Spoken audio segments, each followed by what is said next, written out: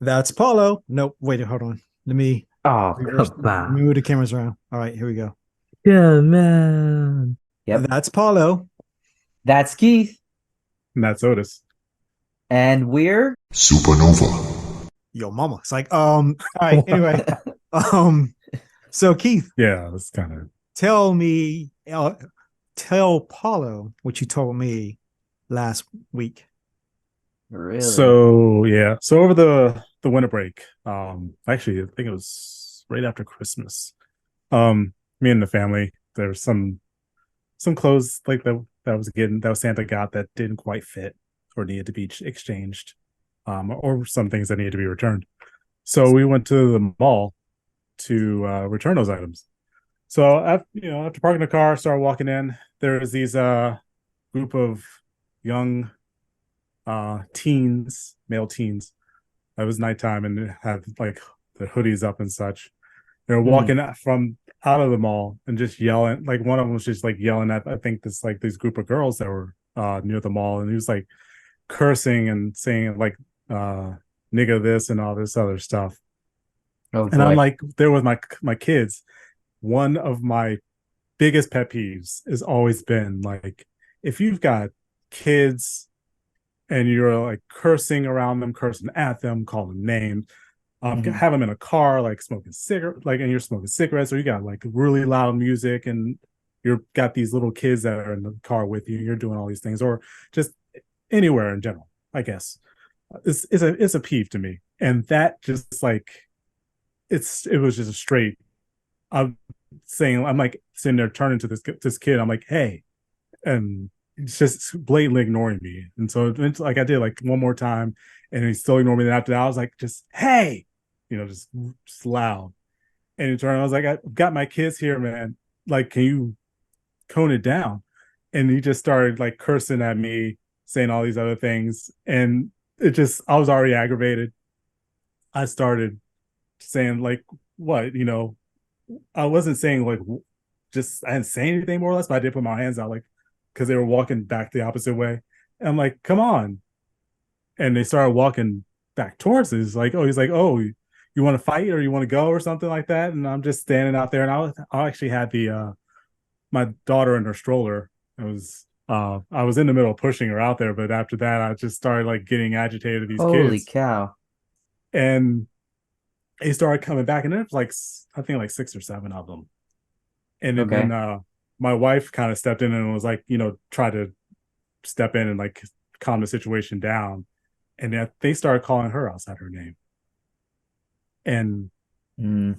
I first I was getting into this, but I started to like step back and like these kids are young. Like I'm too old for this. Like I'm not too old for this, but I'm like You're too old for this. I'm not too old for this. No. But I'm better than this. I'm more mature than that. I need to be more mature than that. And I have my daughter here who I need to get inside the mall because one is cold outside, and I've got like just and my kids are around me right now. This is not something that I should be doing. But then so I started grabbing the stroller, started going back. But then the other girls that they were like talking to in the first place started yelling at them and like saying, like, who are you? Like, where's your respect? Like, you look dumb. Like, where's your parents? Like, where are your parents at? So are these And older women or no, girls? they had to be like either they're in their teens or older teens or maybe in late 20s. I mean, not late 20s, early 20s, something like that. I But they didn't really were like, too old for these boys. I, I think they were a little bit older. I don't Okay. think not much. Okay. But Jeez, man.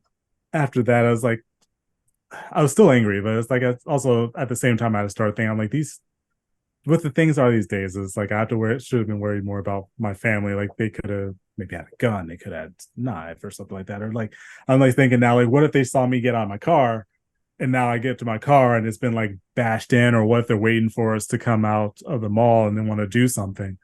I wasn't scared, but it's just I needed to be more concerned about that. But it's just like that's one of my biggest pet peeves, and I am like tired of that, like the lack of respect and thought for people that are around. And it seems like also with the younger community, it's just like it's getting worse. Like I Oh have yeah, to I was gonna actually say it gets worse every year. Like every generation, it gets worse. I have to go talk to some fifth grader that's in my son's school because he's bullying my son.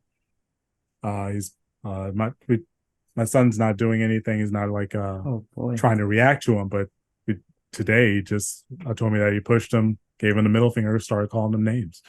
So now I've got to go talk talk to both the kid and his parents. But it's So did you talk to his parents? not yet, but that'll be that. Because usually a bully comes from, the household. Something Has something to do with it. Yeah. It's something we're gonna have to do either tomorrow, probably tomorrow. We were going to do it tonight, but didn't have the opportunity. So you're gonna do like a teacher parent teacher thing. Yeah, you need a medium. You got to mediate someone. Mediator. Yeah. Yeah. So don't go directly to the parent because he might be like, your son's just a punk and my son is just having fun and you need to lighten up, So you probably need to that would get me that would get me angry. So exactly. Yeah. Mm-hmm. Just speaking to that's probably what's going to happen. Yeah. Speaking to the first situation, I've obviously I've never had that happen to me with my family around, but that has happened to me, on my own. And even then, it's a very scary situation. And even if you're alone, you're trying to do the right thing, right? Like you're trying to be like, buzz off, dudes. But they like turn back. It doesn't matter if they're kids, like yes, like they're not thinking, but nothing really changes that kind of behavior unless something hits them, right? Or like a car. Well, something. Doesn't have to be a car, but yeah, it'll never do anything. I mean, I've been in that situation where I actually scrapped with the groups.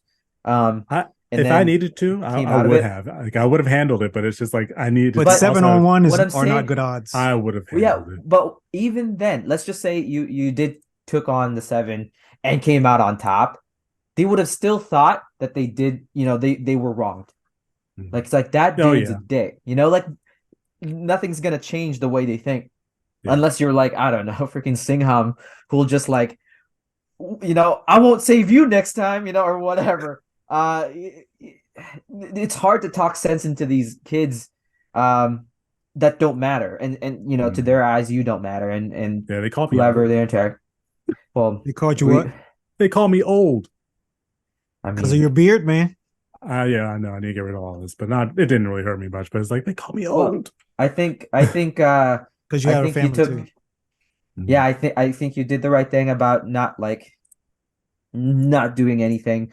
If I was in your shoes, I would have probably put my family as far away as to those guys as possible, and just let the trouble go away. I wouldn't even incite it anymore because you're now. There's now people relying on you. There's now people that are in your hands or dependent on you.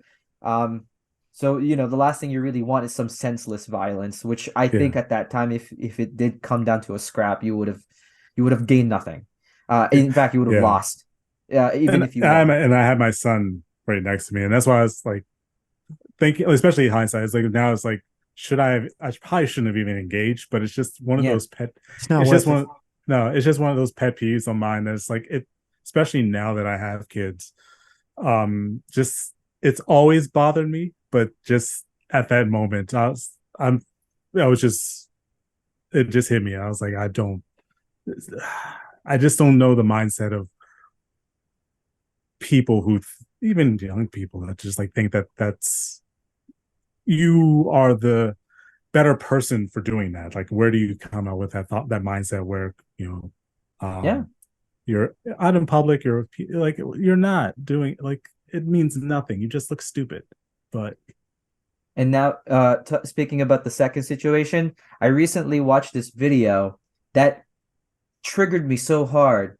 But basically, you have these parents, and they have their 2-year-old son playing in the water, and then out of nowhere, this like 5-year-old looking kid, much larger than him, pushes him to the ground. and right in front of you. And that goes back to your bullying situation. Now, it's illegal to hit a child. It's illegal to to scream or like do anything that's overtly violent or like how do you say this? Like that shows abuse towards any child in Virginia. What do you do it's then? not illegal. I don't say it's not illegal to hit a child in Virginia, but it's illegal to. It's not. It's maybe illegal to hit somebody else's child. It also depends on and that was clearly someone else's child, right? Like the bully that bullied your son. So, like, what do you do then? The only thing you can really do is talk to the parents, right? And nothing riles up anybody than their child, right? Like nothing really riles them out until the child's The protective involved. instinct kicks in. Yeah. So you really want a medium, unless you want to, you'll never know what you're gonna do, especially how heated people get with their kids. Yeah. So man, those are 1-2 punches. I swear. Well, if I was there, Keith, I would have had your back. I would have told you. I told your family, go inside. There's nothing to see here. We'll handle this. So, warm the seat for us. Yeah. I don't know. Yeah, and like I said, that's just triggers. Like I said, that's a big trigger for me. Later.